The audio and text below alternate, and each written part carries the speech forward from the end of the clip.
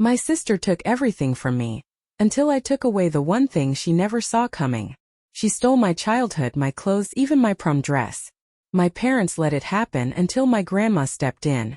Now my sister is facing jail time, my parents lost their inheritance, and for the first time in my life, I'm finally free. From the moment I was born, I was playing a game I could never win. My parents had already picked a favorite, and spoiler alert, it wasn't me. My older sister Casey was the golden child. She could do no wrong in their eyes, and I was just the backup dancer in the grand performance of her life. I never really understood why Casey got the royal treatment while I was left scrambling for whatever crumbs of attention remained. It wasn't like I was a bad kid. I got good grades, stayed out of trouble, and did whatever was asked of me. But no matter what I did, it was never enough. Meanwhile, Casey could throw a tantrum, fail her classes, or break something expensive, and my parents would still act like she was the second coming of Jesus. Growing up, the favoritism was impossible to ignore.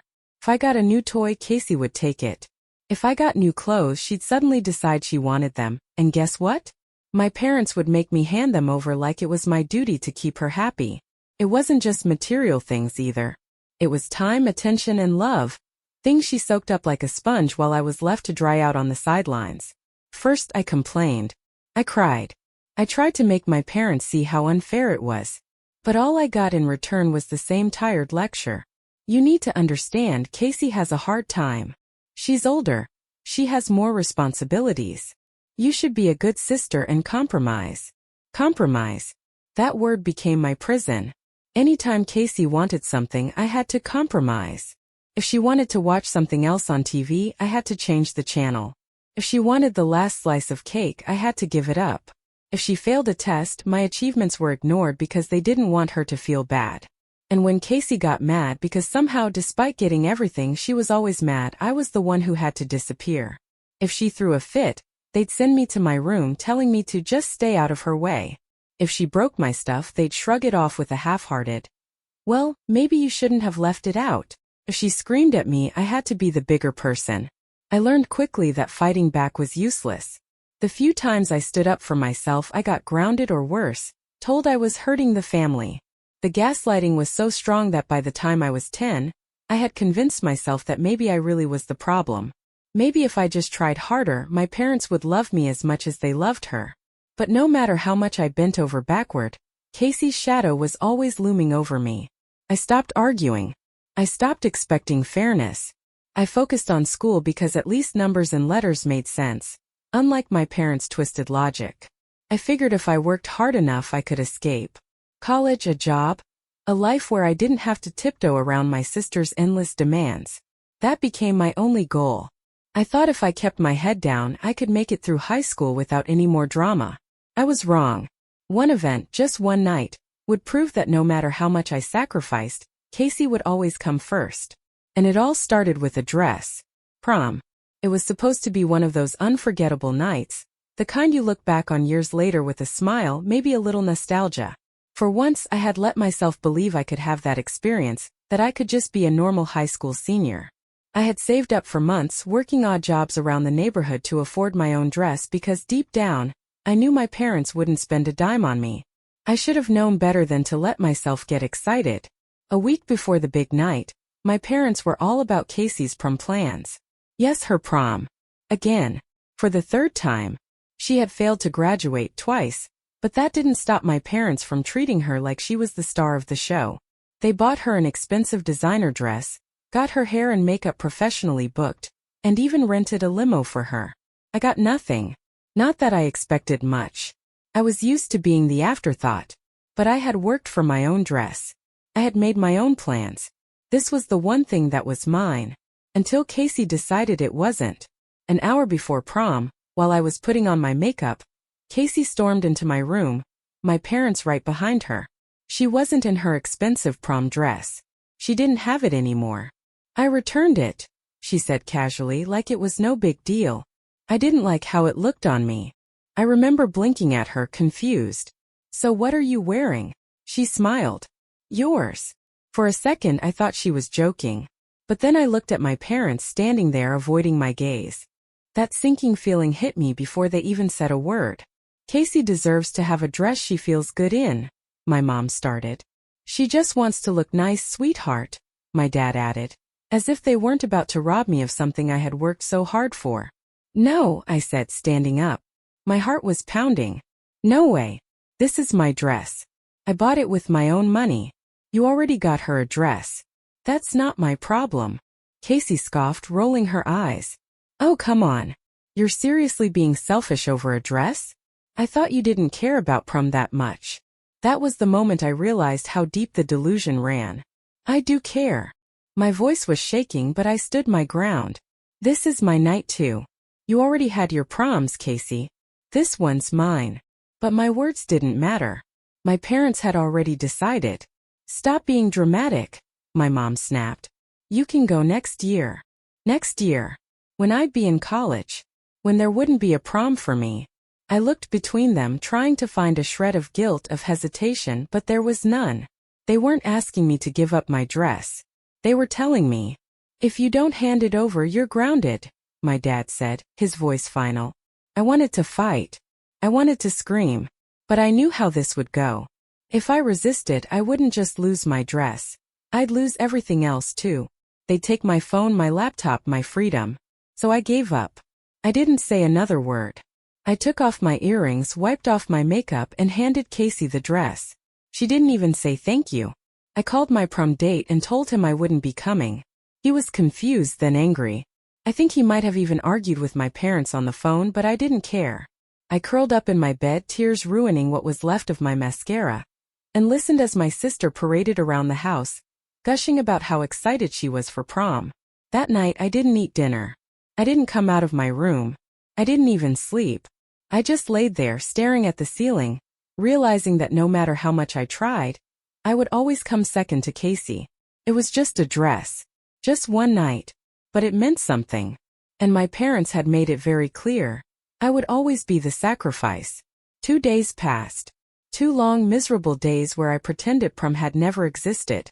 I stayed in my room, barely eating, avoiding my parents, avoiding Casey. The house felt heavier than usual, or maybe I was just more aware of it now. Of how easy it was for them to throw me away when Casey wanted something. I told myself it didn't matter. That I was used to it. But then my grandmother called. Sweetheart, why haven't you sent me any pictures from prom? My chest tightened at the question. Grandma had always been one of the few people in the family who actually cared about me. She wasn't stupid. She knew my parents played favorites. But she had never seen the full extent of it because my parents made sure of that. I hesitated. I could have lied, told her my phone died or that I was sick.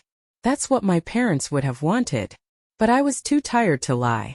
Too tired to cover for them. I didn't go, I admitted, my voice barely above a whisper. Silence. Why? Her tone was calm, but something in it made me nervous. I swallowed hard, my fingers tightening around my phone. I could already hear my parents in my head. Don't tell anyone. Don't make a scene. Don't embarrass the family. But something in me snapped. Maybe it was exhaustion. Maybe it was the realization that no matter how much I protected them, they would never do the same for me. So I told her.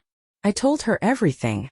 I told her how I had saved up for months to buy my own dress because my parents refused to pay for it. How, at the last minute, Casey decided she wanted it and my parents forced me to give it up. How I had to stay home alone, while Casey went to my prom wearing my dress, acting like it was rightfully hers. By the time I finished, I was crying. For a long time, Grandma didn't say anything. Then, in a voice colder than I'd ever heard from her, she said, I'm going to fix this. I panicked. No, please don't tell them I told you. They'll punish me. They always do. They won't touch you, Grandma said firmly. I promise. I wasn't sure if I believed her, but for the first time in my life, I felt like I had someone on my side. That night, my grandma showed up at our house. She didn't call ahead. She didn't knock. She just walked in like she owned the place. I stayed in my room, listening as my parents greeted her, their voices a little too cheerful, because they had no idea what was coming. Where is she? Grandma asked. A pause. Then my mom said, Oh, she's in her room. She's been feeling a little under the weather. Under the weather? Or heartbroken because you stole something that was hers? Silence. I crept toward my door listening. I just got off the phone with her, Grandma continued. She told me everything. You two should be ashamed of yourselves. Mom, it's not what you think. Oh, it's exactly what I think, Grandma snapped. You let that spoiled brat of yours waltz off to prom in a dress she didn't even pay for while your other daughter cried herself to sleep? What the hell is wrong with you? My heart was pounding. I had never heard anyone talk to my parents like that before. My dad tried to cut in, his voice tight with frustration. Mom, you don't understand. No, you don't understand, she shot back. You have 2 daughters. And you treat one like she's royalty and the other like a damn servant. The house was so quiet I could hear the hum of the fridge. Then my mom, her voice shaking slightly, said, She's exaggerating. Exaggerating. Grandma let out a sharp laugh. Then explain this. Why is it that every time I visit, Casey has something brand new, but your other daughter is still wearing clothes from 5 years ago? Why is it that Casey gets every luxury, while she has to work odd jobs just to afford basic things? And why is it that I had to hear about this from her instead of you? No response. Unbelievable, Grandma muttered. Then she called my name. Come downstairs, sweetheart. I hesitated for only a second before stepping out of my room. The second I appeared, Grandma's face softened. My parents, on the other hand, looked like they wanted to strangle me. Let's go, she said, grabbing her car keys. I blinked. Go where? To dinner. My treat. I could practically feel my parents' panic. Mom, you don't have to do that, my mom started. You're right, I don't have to. But I am, Grandma said firmly. Because unlike you, I actually care about her. For the first time in my life, I saw my mom open her mouth and then shut it, completely speechless. I followed Grandma out the door.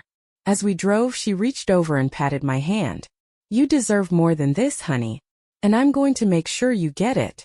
She took me to my favorite restaurant, let me order whatever I wanted. And for the first time in days, I actually felt seen. Then, at the end of the night, she pulled a box out of her purse and slid it across the table. What's this? I asked. A little something for school, she said. I opened it and nearly dropped it. It was a brand new MacBook. I looked up at her wide-eyed. Grandma, I can't take this. Yes, you can, she said firmly. And you will. Because you deserve something nice for once. Tears burned at my eyes. I didn't know what to say. I know your parents always give Casey the best and leave you with scraps, Grandma said, shaking her head. Well, not anymore. I may not have stepped in before, but I'm stepping in now. And if they give you any trouble over this, you tell me.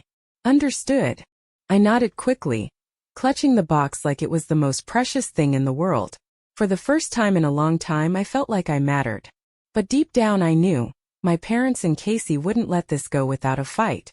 And I was right. Because when I walked through the front door with that laptop, all hell broke loose. Walking through the front door that night felt like stepping into a lion's den. I barely had time to set my new MacBook down before Casey stormed into the room, eyes blazing. What the hell is that? She snapped, pointing at the laptop like it had personally offended her. I didn't answer. I knew where this was going. Grandma bought it for me, I said simply, bracing myself. Casey let out a bitter laugh, her lips curling. Oh, so now you're the favorite? That was rich coming from her. I ignored her and moved toward the stairs, but she blocked my way. You don't even need a laptop, she scoffed. I need it more than you do. There it was. The same pattern, the same entitlement. She saw something that wasn't hers, and suddenly, she deserved it more than I did. No, I said firmly, gripping the box tighter. My parents walked in just as the tension reached its peak. Casey, what's wrong? My mom asked, already taking her side without even knowing what was happening. Grandma bought her a laptop, Casey spat. And she didn't get me anything. That was all it took. My mom's face twisted like I had personally betrayed her. You let her buy you something that expensive and didn't think to ask for your sister too? She demanded. My dad crossed his arms. You know how unfair that is, don't you? I almost laughed. Unfair? Were they serious? Unfair is me giving up everything to keep Casey happy, I said, my voice tight with anger. Unfair is me missing my prom while she got to wear my dress. Unfair is me working to buy my own things because I know you'll never get me anything. But now that I finally have something nice, you want me to give it up again? No. Not this time. My mom looked shocked like she couldn't believe I had actually spoken back. My dad, however, wasn't fazed. "This is our house and you follow our rules," he said coolly. "You don't get to be selfish under our roof. If your sister wants the laptop, you should let her have it." "Or what?" I challenged, heart pounding. My dad's eyes narrowed. "Or we'll take it." I felt the ground beneath me shift. They had taken everything from me. My clothes, my time, my voice, my prom. And now they wanted to take this? "No. Not this time. If you take it, I'll call Grandma," I said. That hit like a bomb. My parents stiffened immediately. Casey's face twisted in rage. They knew they couldn't go against Grandma. She was respected in the family, the one person who held real authority. And they were terrified of what she'd do if she found out they had taken away her gift to me. "You wouldn't," my mom said, but I could hear the uncertainty in her voice. I stared her down. "Try me." Silence. Then Casey lost it. "You're such a spoiled little brat," she shrieked. "You think you're better than me because Grandma likes you more?" She lunged. I barely had time to dodge before she grabbed my wrist, nails digging into my skin.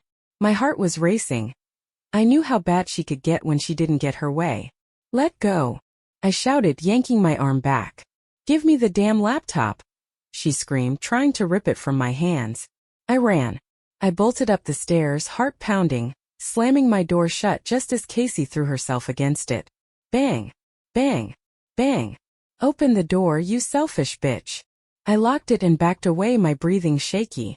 She kept pounding, screaming like an animal, rattling the handle so hard I thought it would break.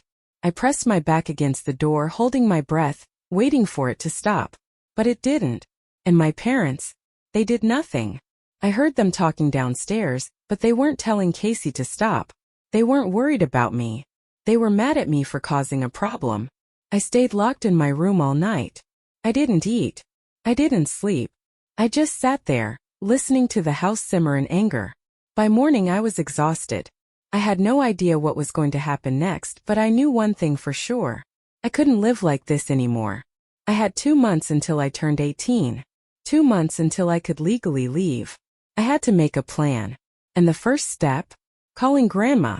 The next morning, I woke up to the sound of my sister slamming doors and stomping around the house. I stayed in my room, my stomach twisting into knots. My hands were still gripping the laptop like it was a lifeline. I knew I couldn't stay here much longer. So I did what I promised myself I would. I called Grandma. I kept my voice low as I whispered into the phone, telling her everything that had happened since she bought me the laptop. The threats. The screaming. The fact that my sister had tried to rip it out of my hands while my parents just stood there doing nothing. Grandma didn't even hesitate. "I'm coming to get you. Now." I felt relief flood through me, but at the same time panic. What was going to happen when my parents realized I was leaving? 15 minutes later, I heard the front door swing open. "Where is she?" Grandma's voice rang through the house, sharp as a blade. I grabbed my backpack, shoved my laptop inside, and opened my bedroom door cautiously. My parents were standing in the living room, looking caught between shock and irritation. Casey was slouched on the couch, arms crossed, glaring at me like a petulant child. "Mom, you can't just barge in like this," my dad said stiffly. "The hell I can't," Grandma snapped back. "I know what you've been doing to her. And I'm done standing by and watching it happen." She turned to me. "Go get your things. You're coming with me." My mom's face paled. "What? No. She's not leaving." "The hell she isn't," Grandma shot back. "You've been treating her like a second-class citizen her entire life. And I'm sick of it. You don't deserve her." I didn't wait for their response. I turned and ran to my room, shoving whatever I could into my backpack. I didn't need much. I just needed to get out. As I zipped up my bag, Casey burst into my room. Her eyes were wild, furious. "You little bitch," she hissed. "You're really gonna run off and play victim? You think Grandma's gonna take care of you forever?" I didn't respond. I just kept packing. "You don't deserve to leave," she spat. "You don't deserve anything." I could feel the anger radiating off of her. But for once I wasn't scared. I turned to face her and said, "You don't get to decide that anymore." That was the moment she snapped. She lunged at me, grabbing a handful of my hair and yanking me backward. My head jerked so hard I saw stars. I barely had time to react before her fist slammed into my face. The pain exploded instantly. A white-hot burst of agony that made my vision blur. I tasted blood. Then suddenly she was yanked off me. Grandma. She had grabbed Casey by the arm and thrown her backward. What the hell is wrong with you? Grandma's voice boomed through the house. Casey stumbled, breathing heavily, but she wasn't looking at Grandma. She was looking at me like she wanted to kill me. My parents finally ran into the room, but instead of helping me, they turned on Grandma. You had no right to touch her, my mom shrieked. No, Grandma snarled, pointing at Casey. Essie had no right to put her hands on her sister. I was shaking. My face throbbed and I could feel blood trickling from my nose. That's assault, Grandma said coldly. And we're going to the hospital. I'm reporting this. For the first time my parents looked scared. Wait, Mom, let's talk about this. My dad started. No, Grandma snapped. I've already talked enough. You've let this go on for too long. You've let her be abused for years, and I'm done letting you get away with it. She grabbed my bag and my arm, practically dragging me out of the house. My parents shouted after us, but they didn't follow. Maybe they realized they couldn't stop it this time. I didn't say a word as we drove to the hospital. My hands were still trembling in my lap. My heart was racing. I couldn't believe it.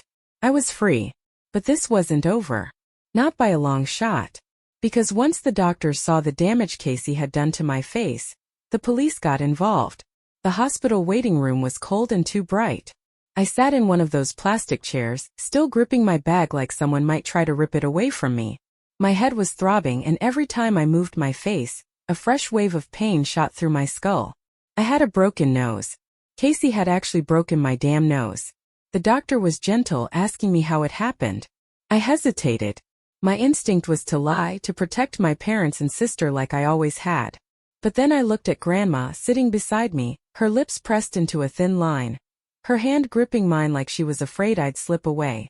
And I told the truth. Every single word.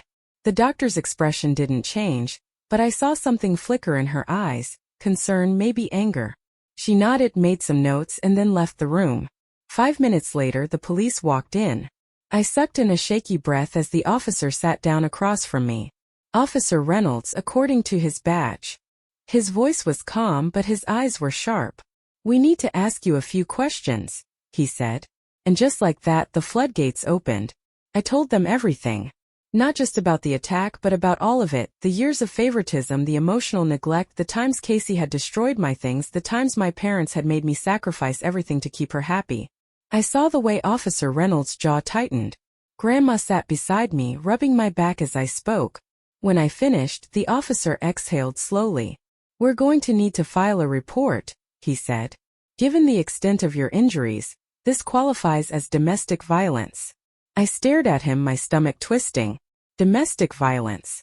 Sounded so official. So real. And your parents? He hesitated. They were there when this happened? I nodded. Did they try to stop it? I let out a bitter laugh.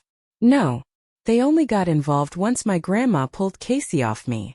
That seemed to be the last straw. Casey was getting arrested. We left the hospital around midnight.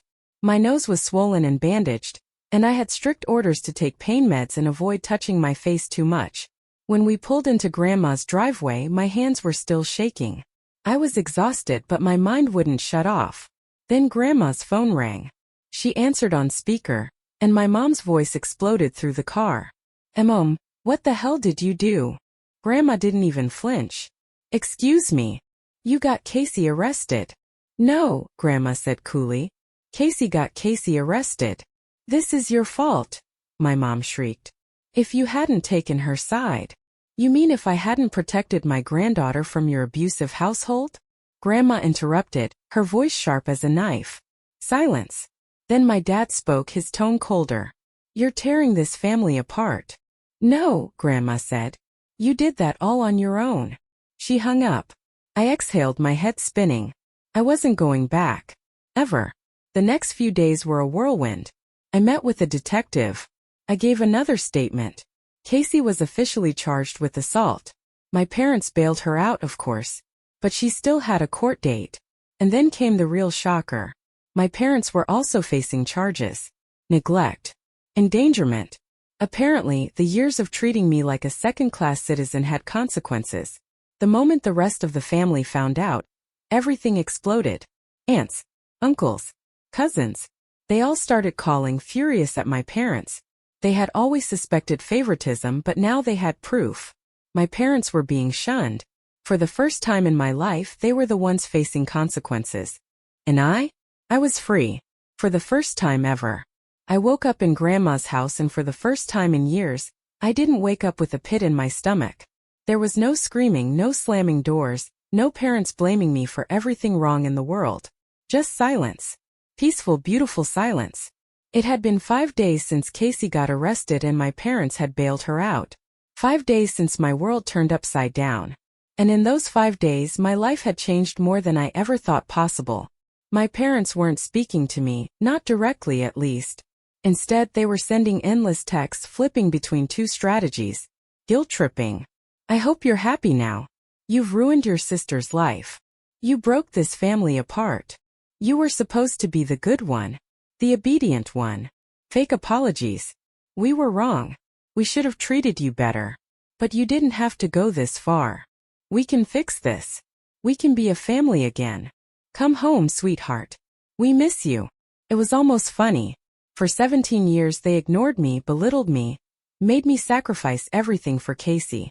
And now, because the rest of the family knew the truth, because their precious reputation was ruined, they suddenly wanted to play the role of loving parents? No, not this time. Casey's court date and the family's reaction. By now my entire extended family knew what had happened. My aunts, uncles, and cousins, people who had once turned a blind eye to my parents' favoritism, were furious. They called my parents out on everything.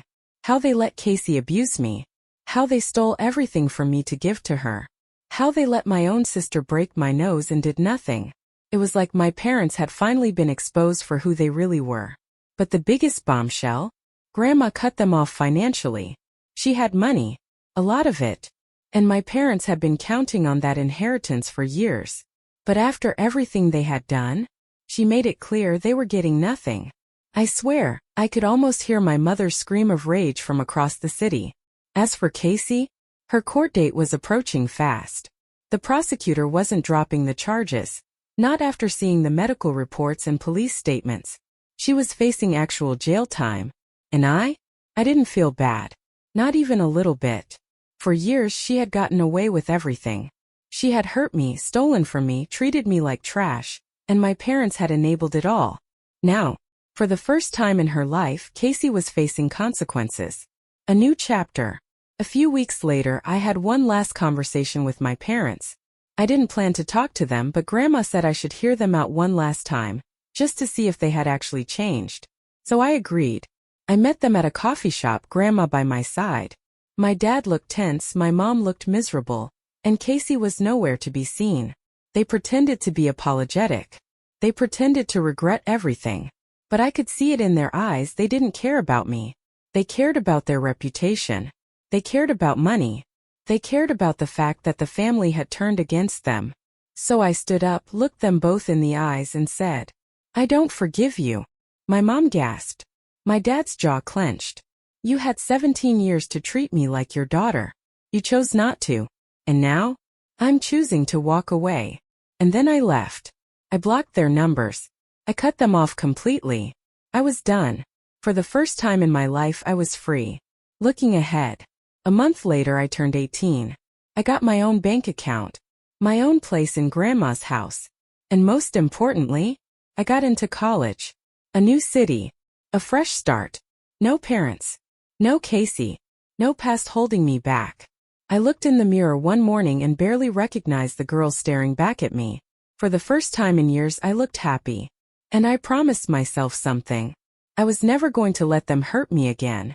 I woke up in Grandma's house, and for the first time in years, I didn't wake up with a pit in my stomach. There was no screaming, no slamming doors, no parents blaming me for everything wrong in the world. Just silence. Peaceful, beautiful silence. It had been 5 days since Casey got arrested and my parents had bailed her out. 5 days since my world turned upside down. And in those 5 days my life had changed more than I ever thought possible. My parents weren't speaking to me, not directly at least. Instead, they were sending endless texts flipping between two strategies: guilt-tripping or fake apologies. For 17 years they ignored me, belittled me, made me sacrifice everything for Casey. And now, because the rest of the family knew the truth, because their precious reputation was ruined, they suddenly wanted to play the role of loving parents? No, not this time. Casey's court date and the family's reaction. By now my entire extended family knew what had happened. My aunts, uncles, and cousins, people who had once turned a blind eye to my parents' favoritism, were furious. They called my parents out on everything. How they let Casey abuse me. How they stole everything from me to give to her. How they let my own sister break my nose and did nothing. It was like my parents had finally been exposed for who they really were. But the biggest bombshell? Grandma cut them off financially. She had money. A lot of it. And my parents had been counting on that inheritance for years. But after everything they had done, she made it clear they were getting nothing. I swear, I could almost hear my mother's scream of rage from across the city. As for Casey, her court date was approaching fast. The prosecutor wasn't dropping the charges, not after seeing the medical reports and police statements. She was facing actual jail time. And I didn't feel bad. Not even a little bit. For years she had gotten away with everything. She had hurt me, stolen from me, treated me like trash, and my parents had enabled it all. Now, for the first time in her life, Casey was facing consequences. A few weeks later, I had one last conversation with my parents. I didn't plan to talk to them, but Grandma said I should hear them out one last time, just to see if they had actually changed. So I agreed. I met them at a coffee shop, Grandma by my side. My dad looked tense, my mom looked miserable, and Casey was nowhere to be seen. They pretended to be apologetic. They pretended to regret everything. But I could see it in their eyes. They didn't care about me. They cared about their reputation. They cared about money. They cared about the fact that the family had turned against them. So I stood up, looked them both in the eyes and said, "I don't forgive you." My mom gasped. My dad's jaw clenched. "You had 17 years to treat me like your daughter. You chose not to. And now? I'm choosing to walk away." And then I left. I blocked their numbers. I cut them off completely. I was done. For the first time in my life I was free. A month later I turned 18. I got my own bank account. My own place in Grandma's house. And most importantly, I got into college. A new city. A fresh start. No parents. No Casey. No past holding me back. I looked in the mirror one morning and barely recognized the girl staring back at me. For the first time in years I looked happy. And I promised myself something. I was never going to let them hurt me again.